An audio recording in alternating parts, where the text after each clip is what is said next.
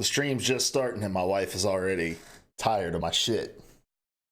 Hello and welcome to the PvA Nightly Rundown. I'm your host, Luke Croft. This is the nightly gaming news show where we walk through all of the gaming news that you may miss throughout the day so you don't look like a freaking idiot at the water cooler tomorrow. We do this every single weeknight other than Wednesdays over here on twitch.tv/PvA radio. How is everyone doing? I don't know why I think my chair is too low. I think that's the problem. I don't think it's my camera. I think it is my chair. Uno momento. There we go. I have a working position. And I have a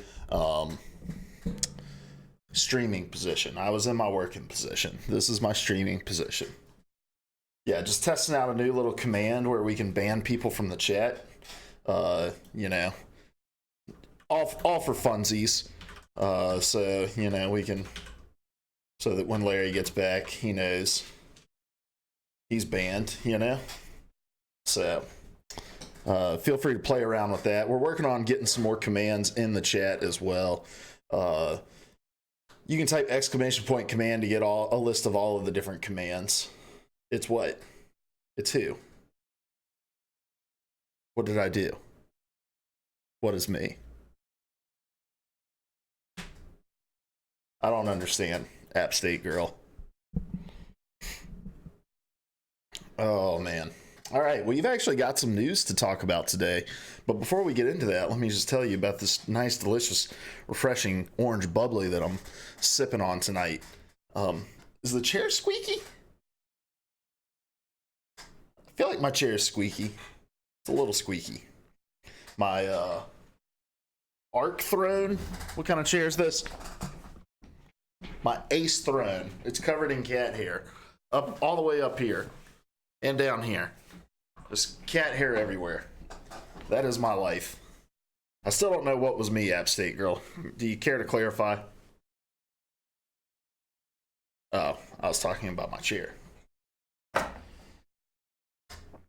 Yes, I was. And we're going to be talking about gaming news here in just a moment. Oh boy, you ever have just a Tuesday that feels like another Monday?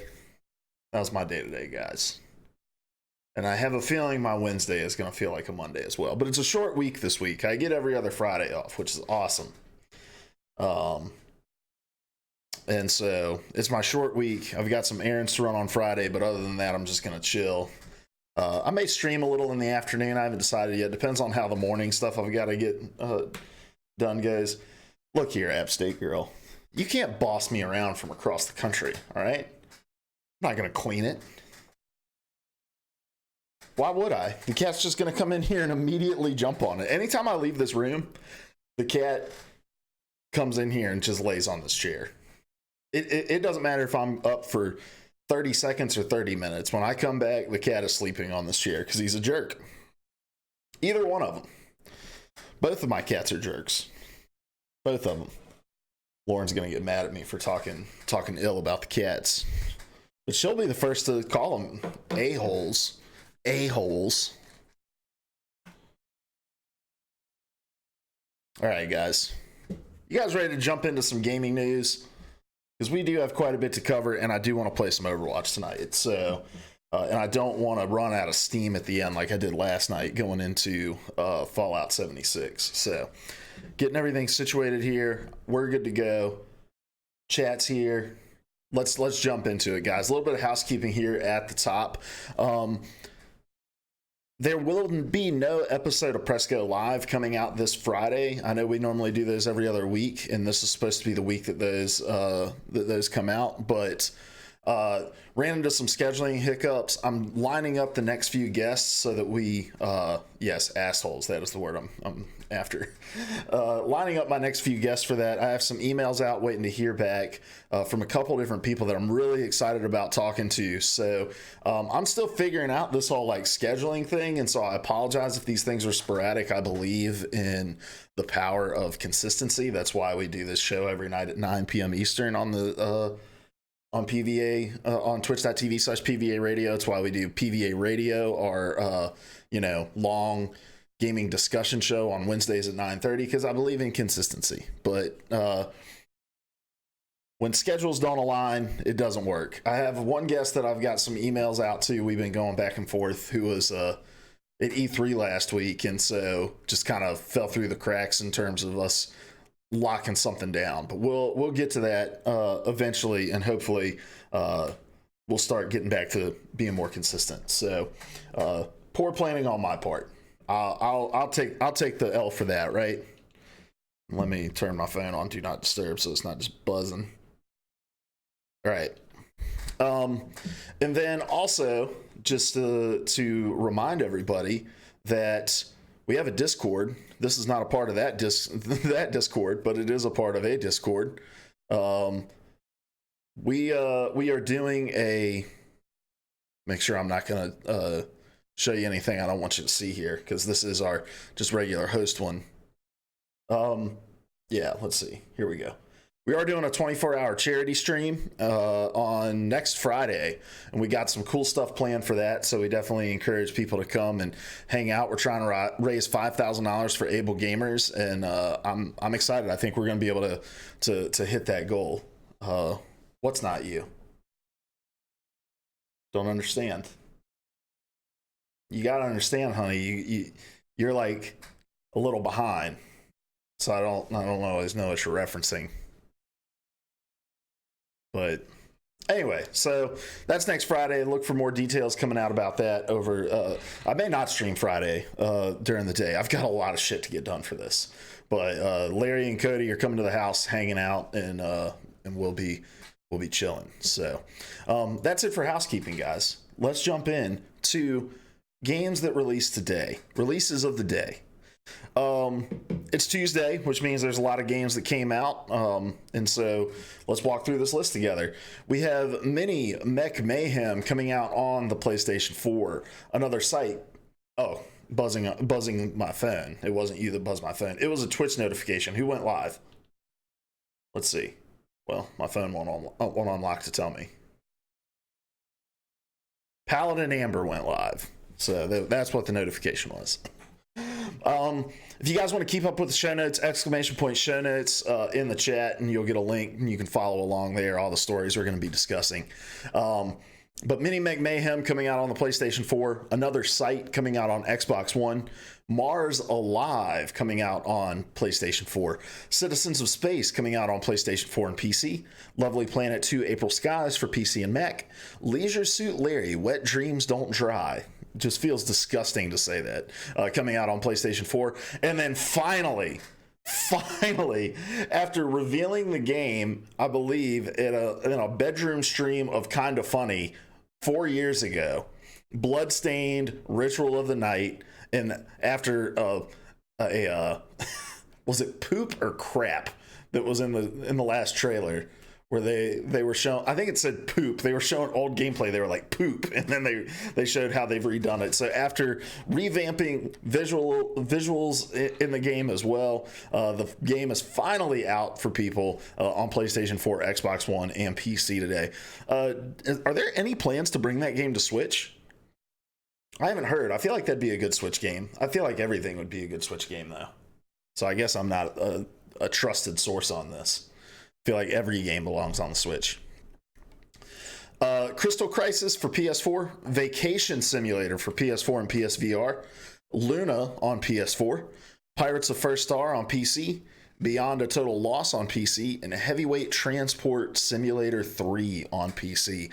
Guys, I need a vacation. I texted my wife yesterday. I said, I need a vacation. She's like, have we not planned our vacation? I was like, we've talked around it, but we have not yet set it in stone. So we set the date for it yesterday, and it sounds like I'm talking about a wedding, but no, we set the date for our vacation. We were going to be gone the third week of July, so we'll not be streaming that week. And oh boy, do I need it, man. Oh boy, do I need it. I feel like I haven't had a proper vacation in a long time. So I am excited about it. But in the meantime, they play Vacation Simulator. Let's pull up a trailer for Vacation Simulator, because I like the Office Simulator on PlayStation VR. Here we go. Vacation Simulator, PSVR.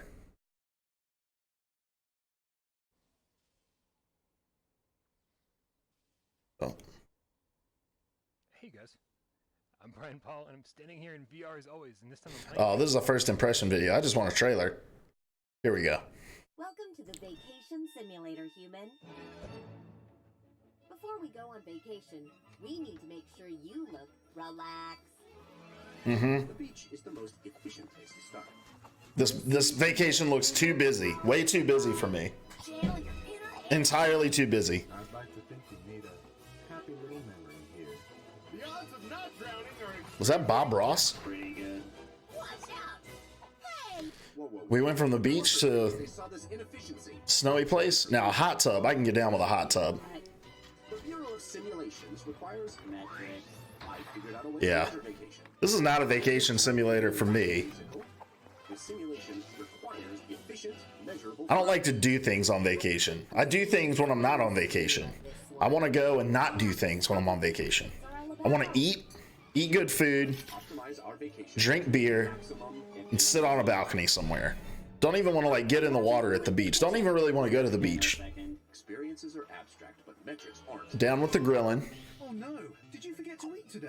Down with the eating. Don't take any pictures. Does the force really exist? Hashtag no filter. Hashtag All right, so it's more the same. That is how you vacation. It's more the same. What we expect. What a lot like what we saw with the Office Simulator or Job Simulator. Sorry, not Office Simulator. Job Simulator. Yeah, I just watched that so I could get pumped about vacation. So for our honeymoon, we went to the beach, and we're going back to the same beach that we went on our honeymoon at because it's our 5-year anniversary. It's not this week, is it? No. It is. Is it this weekend? Is it Sunday? Is our 5-year? Honey, is our 5-year anniversary on Sunday? Can't tell. I don't have a calendar pulled up. But yeah, so it's our 5th year. We're going to the beach. And on our honeymoon, it was really just like we ate. I woke up in the morning at like 7 because I'm a monster who can't sleep in. I'd go sit out on the balcony playing FIFA on my Vita and listen to the ocean. And so that is what I'm hoping to do with at least a couple days of my vacation mid-July. So I'm very excited about that. I'll give you guys a heads up to let you know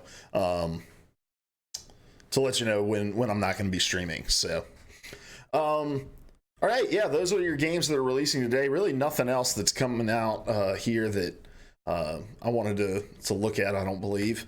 So let's move down into the news, which I'll say it's a lot of little stuff today. There's not a ton of really big stuff in terms of news, but there's a lot of really little stuff. So we'll kind of work through this and see how it goes. First item on the list, this is from VG247 from Sharif Syed. It says Take-Two CEO can't imagine why game developers would unionize. So this is CEO Strauss Zelnick from Take-Two told Games Industry at E3 last week that the nature of the games industry might not be fertile grounds for unions. Why would the CEO of a company want to besmirch the idea of starting a union? It makes absolutely no sense to me. Quote, look, unions tend to develop when labor relations are not typically non-existent. And typically unions have been most beneficial when there were more workers than there were jobs, and where the jobs were low-paying wages. We have fewer workers than we have jobs, and they're high-paying jobs. The quote continues. Guys, the ridiculousness of this. Right now, Take-Two has 500 open positions. There are 220,000 or so people employed in the U.S. video games business. They make about $100,000 on average, maybe more. Now, it's hard to imagine what would motivate that crew to unionize, end quote. All right. He's not lying, right? He's not lying. Let's zoom in. So he says they make about $100,000 on average, maybe more, right? He's not lying.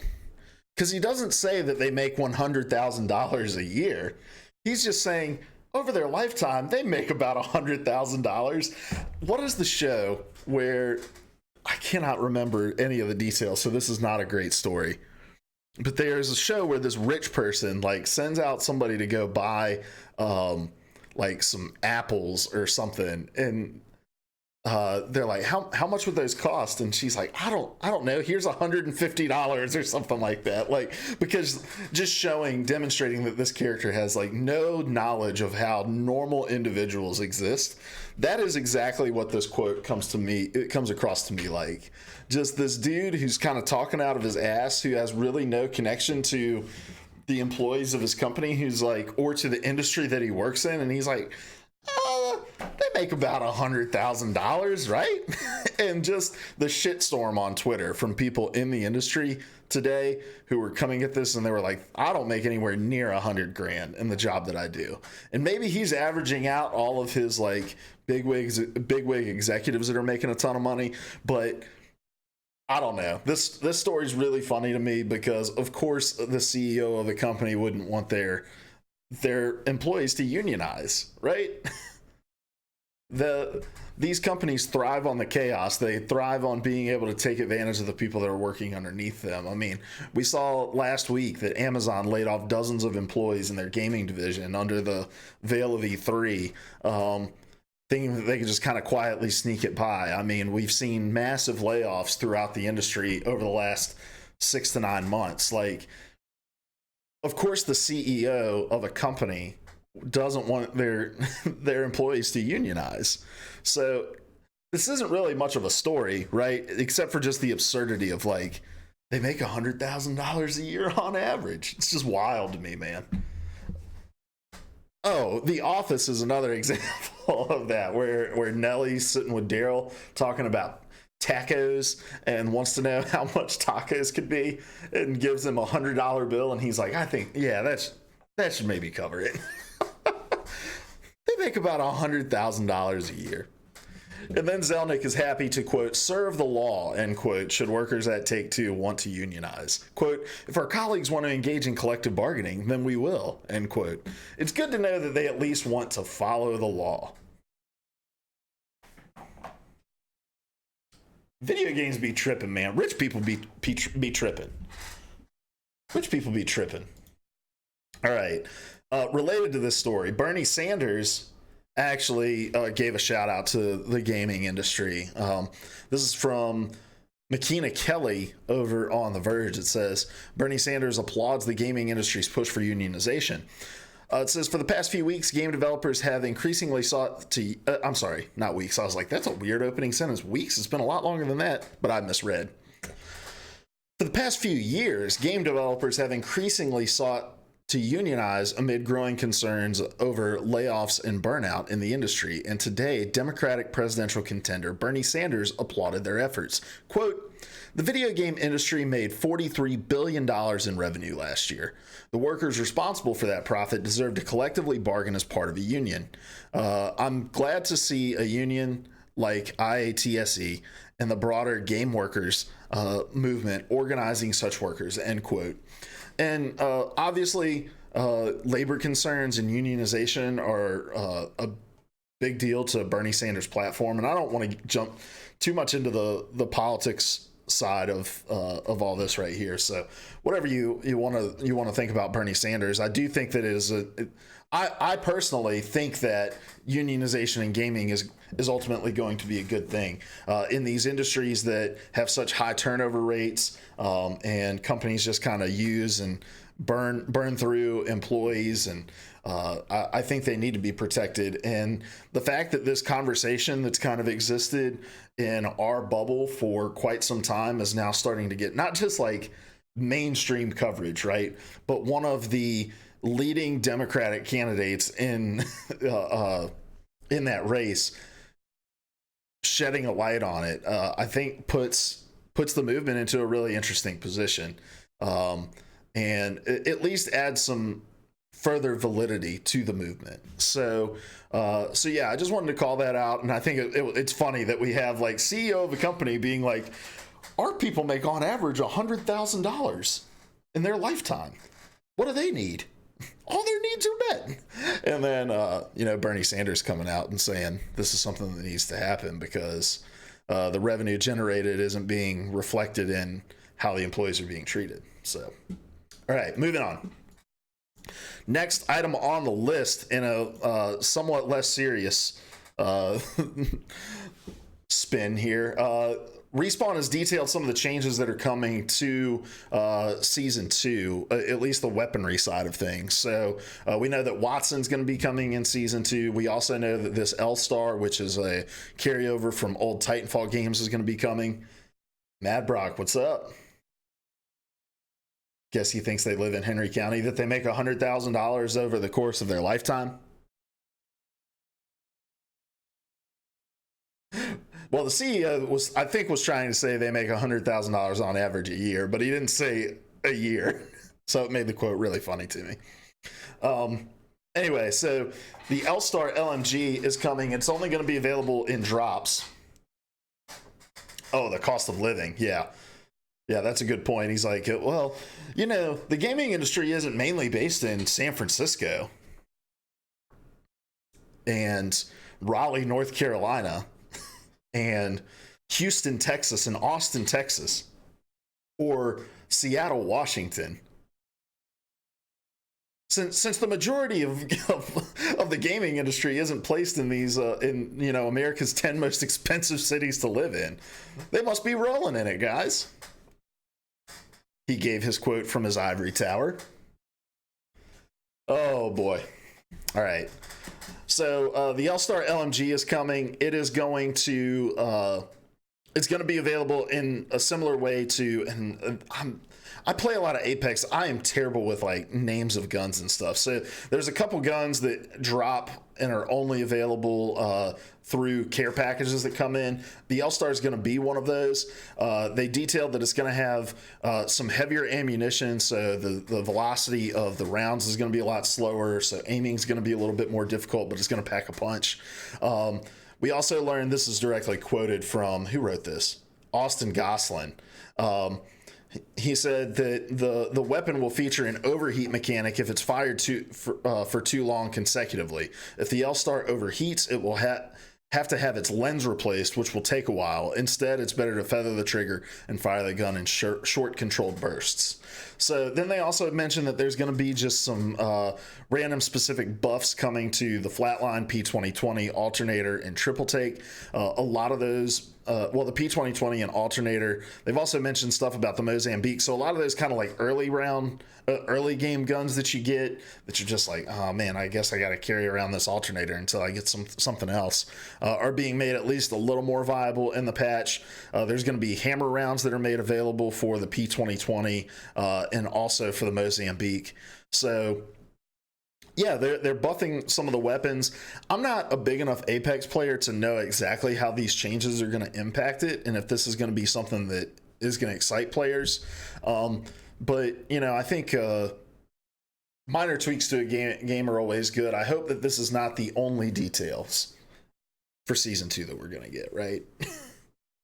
Hope not. I mean, obviously, we're going to get, like, what some of the cosmetics available in the Season 2 pass are going to be.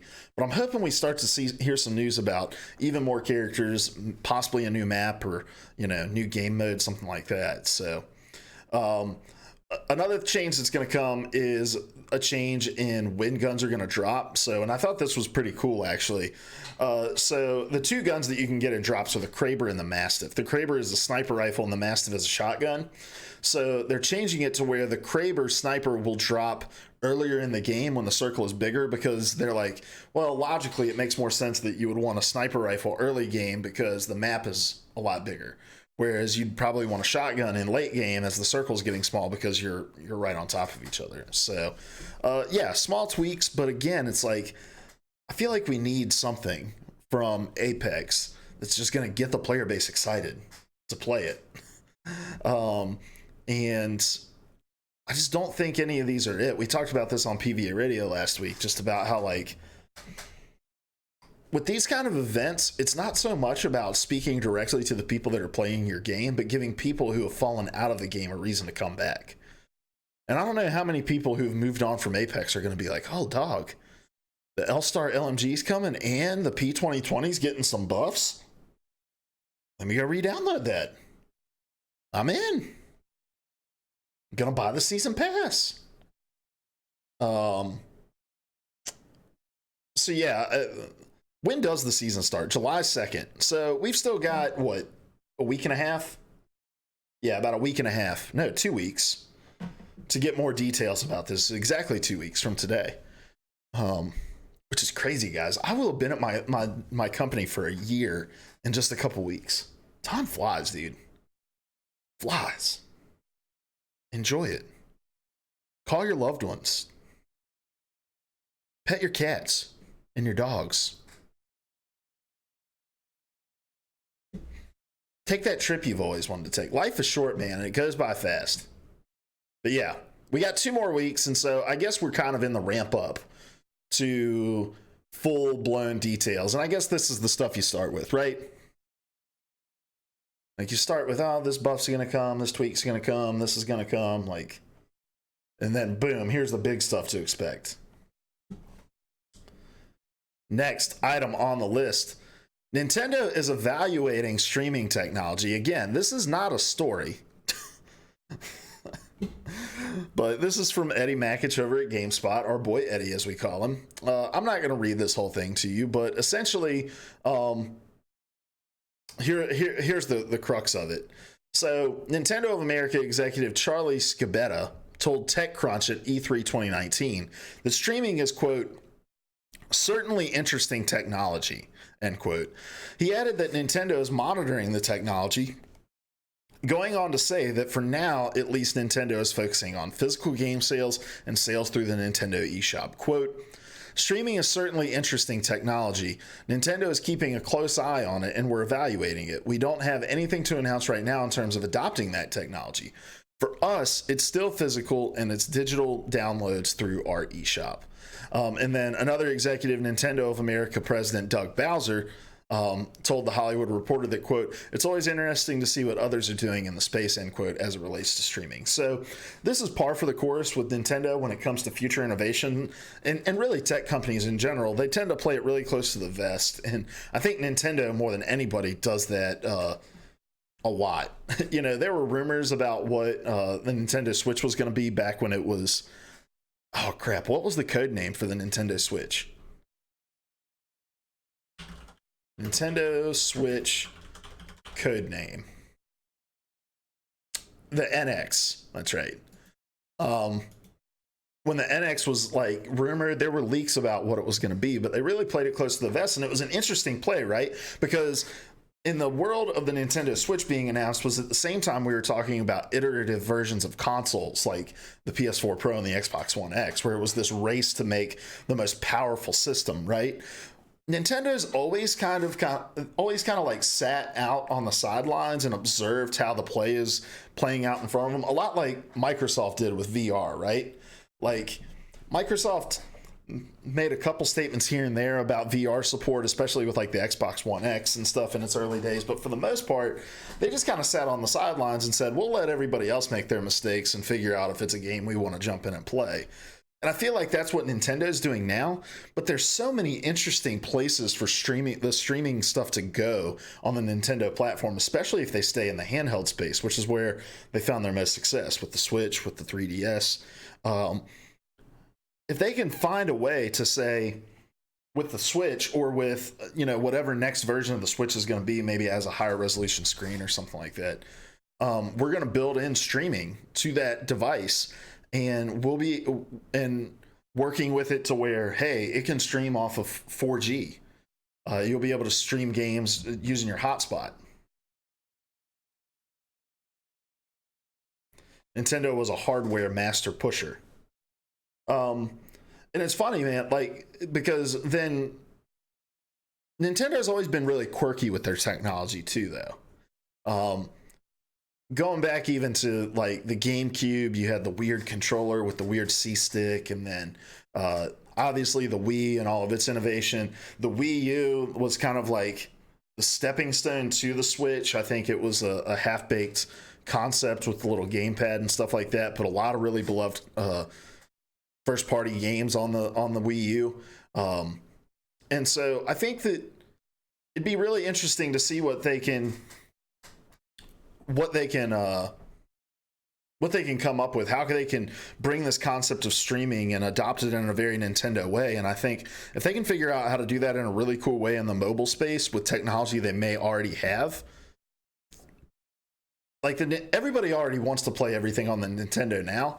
If you can remove the barrier of having to emulate it so that it'll play, or like port it so that it will play on the Switch, and just say, hey, you can stream it from this cloud service, like that'd be huge.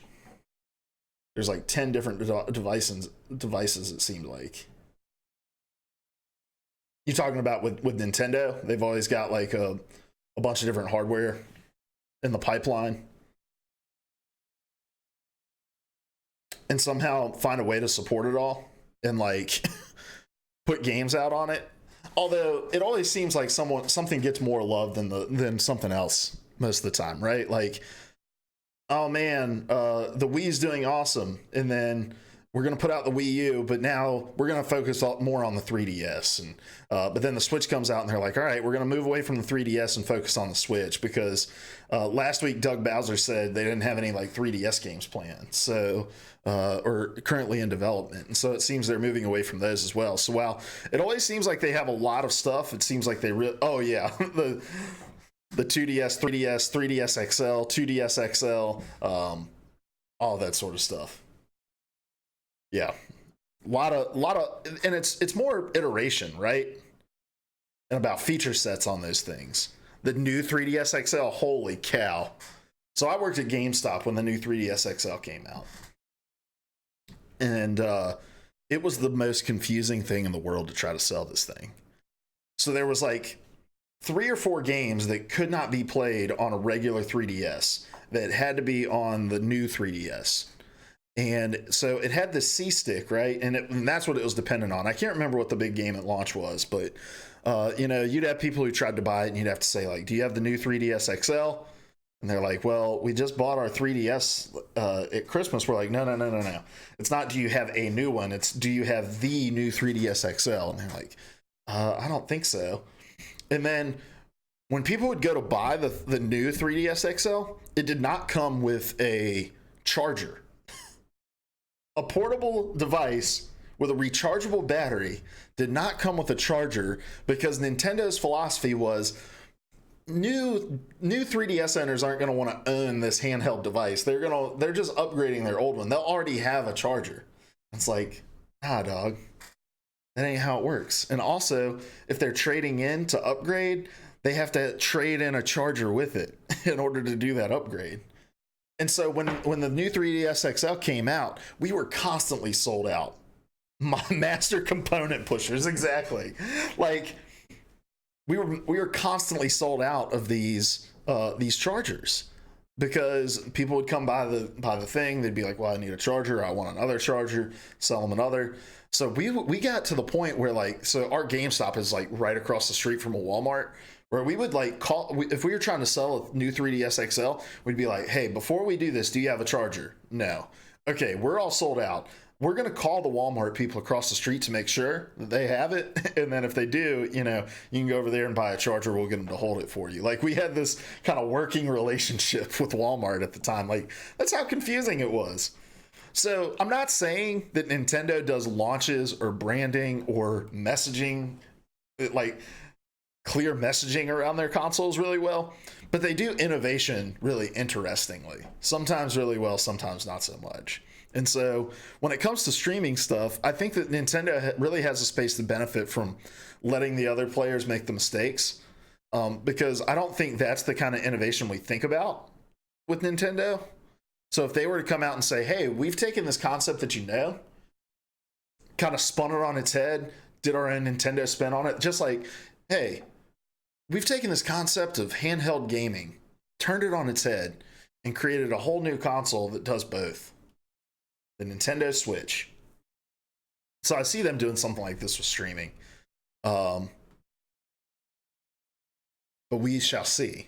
We shall see. Maybe it'll work out like Microsoft with VR, right?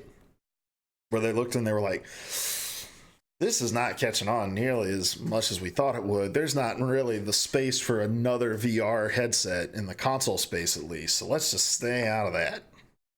I don't see that. I'm still very firm on the streaming future, right? I still think that streaming is going to be the next biggest thing in gaming after, since like online gaming happened. I'm excited to try Stadia. I still need to pre-order my Stadia, but I'm going to wait till next month.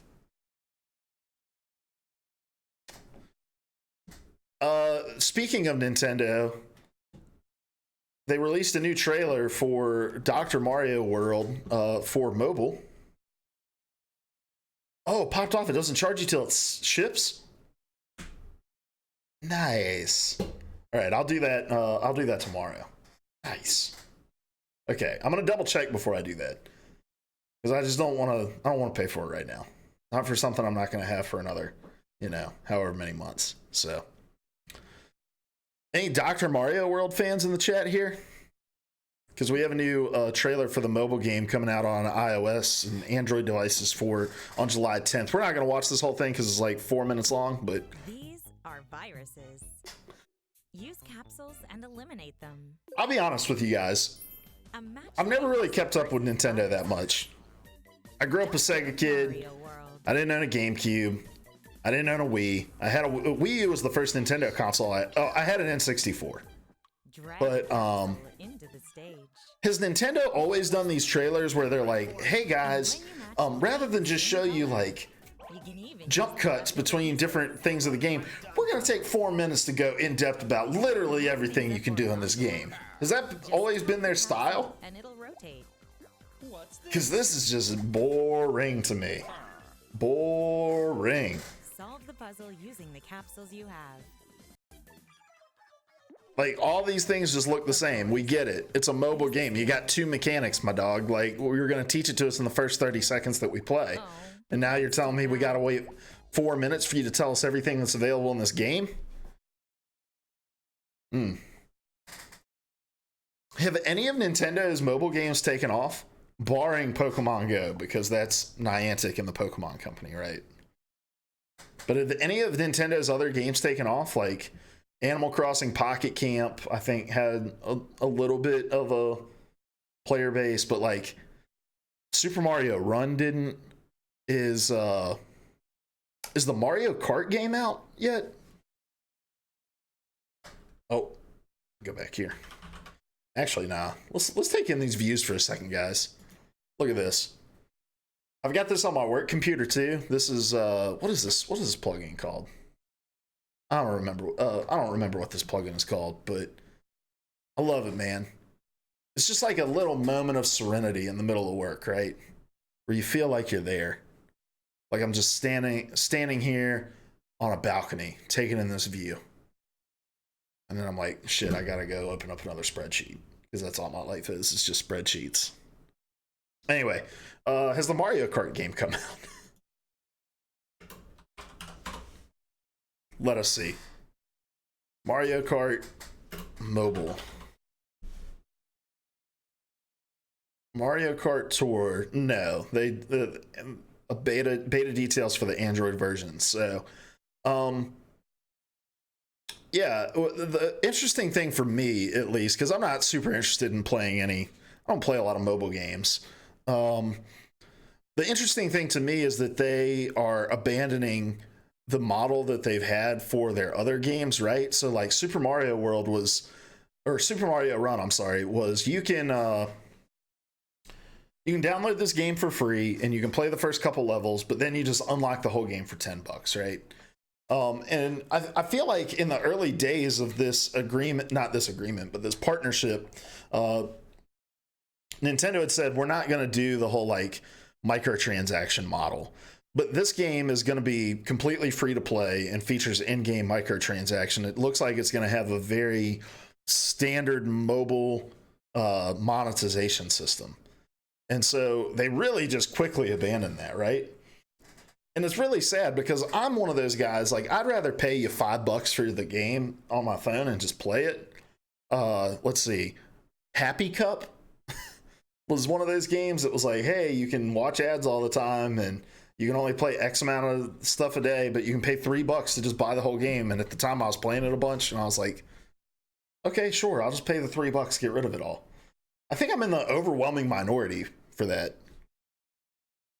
I don't know how you guys are, if you're more into like the free to play stuff, but I just don't want to be bombarded with ads and, oh, do you want to buy 2 extra lives? Or, oh, you've got a chest, but you've only earned 2 keys. You need 2 other keys to unlock the chest. Do you want to go ahead and buy the keys, or do you want to keep playing for them? And then you get your next one. It's like, you're only 1 away. You can just go ahead and buy one.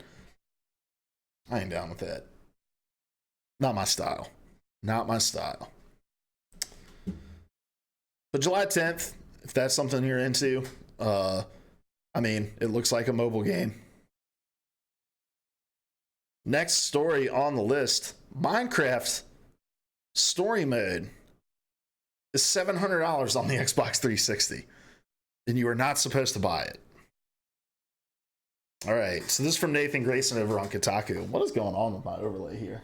Let me check this real quick.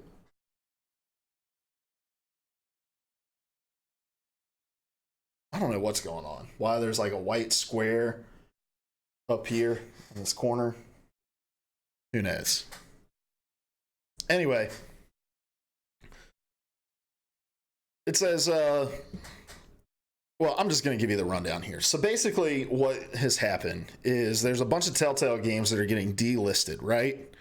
We've seen it, Tales from the Borderlands getting delisted, Minecraft Story Mode is getting delisted, a bunch of others are.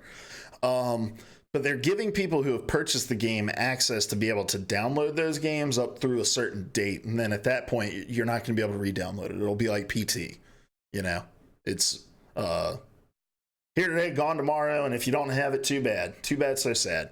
But what they don't want people to do right now is to buy the games because they're being delisted. So like on current gen platforms, the solution is simple. It's just only people who have bought a license to the game have access to the download page and are able to download the game. There's something wonky about the back end of the Xbox 360 system, so where they can't do that, right? And so the only way for them to allow people to download this game who have previously purchased it is to create a listing at an exorbitant amount so that people can go to those pages and download it, while discouraging people who may be looking to buy it with purchasing it. Now, one thing I'm not sure of is if you pay the $100, do you get the episode? And one of the things I would be fascinated to see. Okay, here we go. Quote, "The price shown is a real list price. Please do not buy the content. If you do, you will be charged the amount shown. This is simply the only mechanism available to facilitate players being able to download their remaining episodes prior to servers shutting down," end quote. I really want to see the sales numbers because you know somebody's going to buy this, right?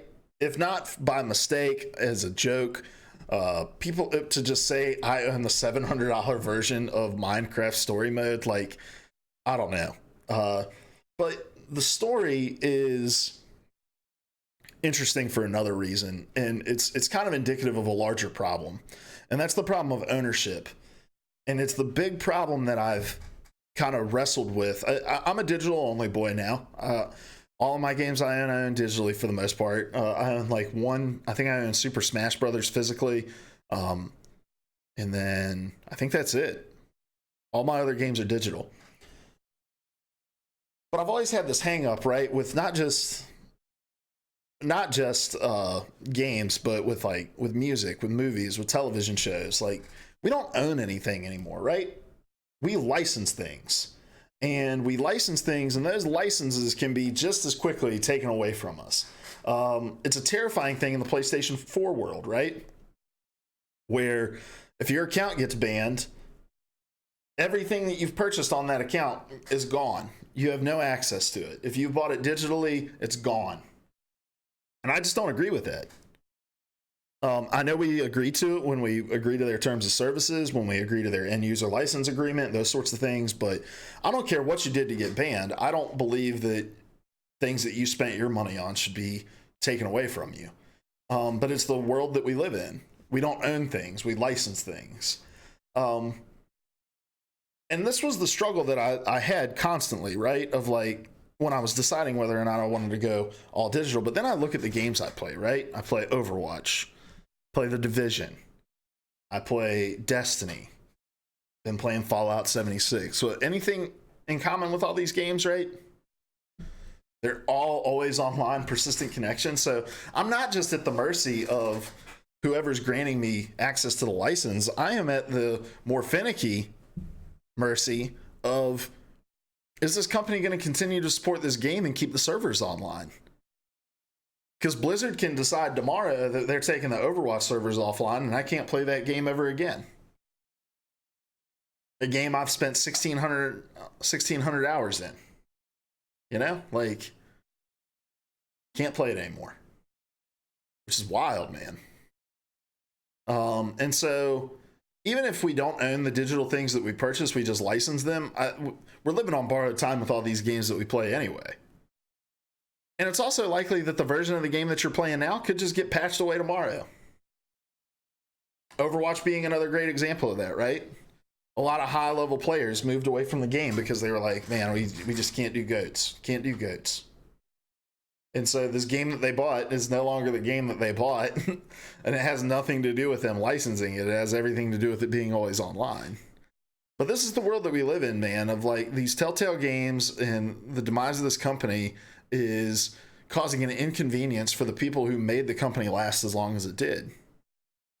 It's hurting the faithful people who spent their hard-earned money on this company. And now they're having to do these weird workarounds on the Xbox 360 to make it $700. It's just, it's a tough pill to swallow when you start thinking about the reality. Like thinking about PT, right? And PT wasn't anything that we had to purchase, but this is a game that like people sell their PlayStations online with one of the features being it has PT on it. Cody still has his PlayStation with PT installed on it. I wish I still had mine. But we don't own things. They're just licensed to us, man. Wild. All right. Next item on the list. Just Dance 2020 will be the Nintendo Wii's last game. This is from VG247, written by Hunter Wolf. Take a sip of this real quick. It says the sun is setting on the Nintendo Wii. It's been nearly 13 years since the console released, giving us some of the best video games of all time, like The Legend of Zelda: Skyward Sword and Wii Bowling. All good things must come to an end, though, and for the Wii, that end is Just Dance 2020, the last game to launch on the console. So I didn't realize this. This was, I think Colin Moriarty tweeted this during Ubisoft's E3.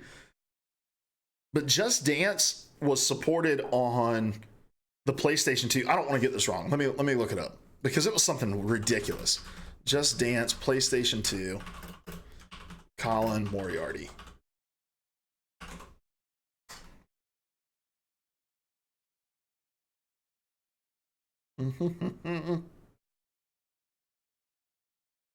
He tweeted about it during E3. And now I know I'm not going to be able to find it, am I? So I'm just going to have to try to recall. I think it was 2017 that like Just Dance was still coming out on the PlayStation 2 in 2017. Let's try PS2. Because the search is just picking up that I'm saying PlayStation. And it was still selling like a couple 100,000 copies or something like that, which is just insane. Insane. I can probably use Twitter search to find it. But you think about like sports games are the same exact way. Colin Moriarty, Just Dance. Oh, okay, here it is. I'm glad I looked it up because I got it wrong. It's amazing that Just Dance still comes to Wii. Oh no, I'm sorry, he was talking about a sports game. I'd love to get a unit by unit breakdown of how it sells. It's like how Sony San Diego released MLB The Show on PS2 until like 2014 and sold 200,000 copies on PlayStation 2 the last year that it did.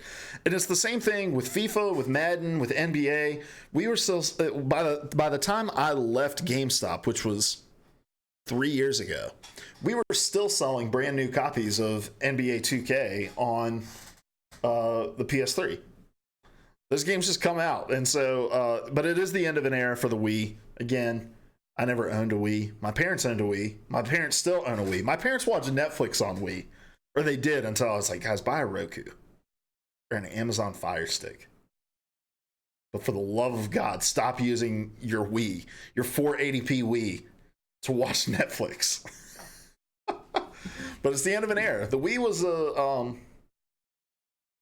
monumental point, I think, for gaming. It brought gaming in much the same way as mobile did into the mainstream. I remember going and visiting my aunt and uncle in Ohio, and they broke out the Wii for us because they were like, "Oh man, the nieces and nephews here. Let's play the Wii," and we're like, "Oh, we're all like in our 20s." And my uncle sat there like this, playing Wii bowling in his chair. My phone being the Wiimote. He was just like.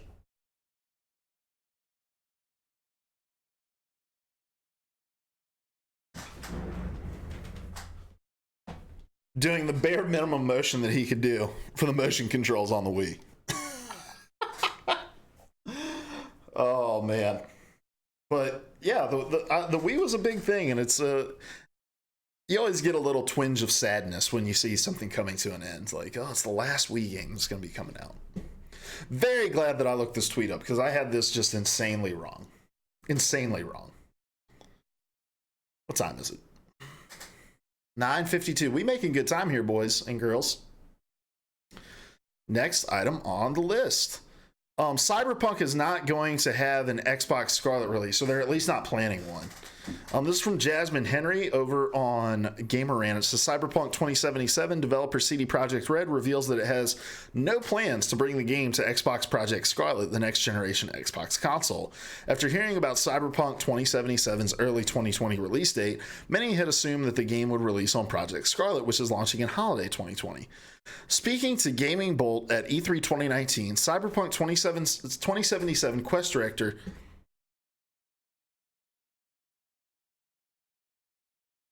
I ain't even gonna try.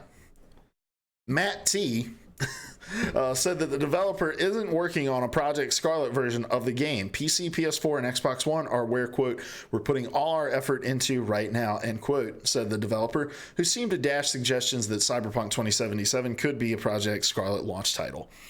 I don't particularly buy that they don't have any plans to bring this to Xbox Scarlett, but I can also see them not having plans to bring it to Xbox Scarlett, given what we know about backwards compatibility and about how Microsoft has kind of invested in technology to be able to upscale games from old gen or from, less powered software.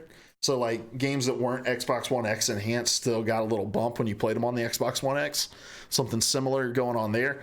But I think you're ultimately going to see this game in much the same way you did Grand Theft Auto 5 release at some point in a remastered version on next-gen consoles. So I don't put a ton of stock in this, except to say I do believe that they're focusing on those.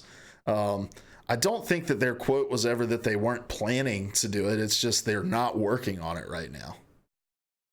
Yeah, saying we're putting all our effort into something is not the same as saying we don't plan to bring this to next-gen consoles. Last item on the list, this one's for all you nerds out there. There's going to be a World of Warcraft Classic stress test tomorrow. This is from Sharif Syed. It says, if you have an active World of Warcraft subscription, you can jump into a Classic server tomorrow for testing. Blizzard is hosting a limited time stress test for the upcoming World of Warcraft Classic beginning tomorrow, June 19th.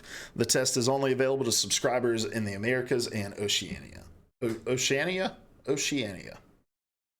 Download should go live today, and servers will follow tomorrow at 2 p.m. Pacific time, 5 p.m. Eastern time, and then it'll wrap up on Friday, June 21st. So you're going to have quite a bit of... Oh, no, you're not. You're going to have a couple days with it. So my sense of time is all thrown off right now. But yeah, if you're a nerd and you want to play World of Warcraft, you can do that. World of Warcraft Classic. All right, guys, that's gonna do it for the PvA nightly rundown. But if you're hanging out with us on Twitch, stick around. We're gonna be playing some Overwatch, which I'm gonna go ahead and pull up my client real quick to make sure that I've got the latest update installed, and I'm gonna close out of Discord so that I can have one less thing going. Let's see, Overwatch, because there was an update that came out. But yeah, I'm going to end it for the YouTube people. If you're watching over on youtube.com, make sure you subscribe, hit the notification bell. We post these videos every single weekday after we do the live show. You can also thumbs up the video, leave a comment, and if you want to catch us live, twitch.tv/PVA radio, 9 p.m. Eastern time, except for Wednesdays where we do PVA radio and we go live at 9:30. I'd love to bring that into alignment at 9 p.m. as well, but I just don't think it's ever going to happen. But until next week, until Thursday, guys, we love you. Goodbye.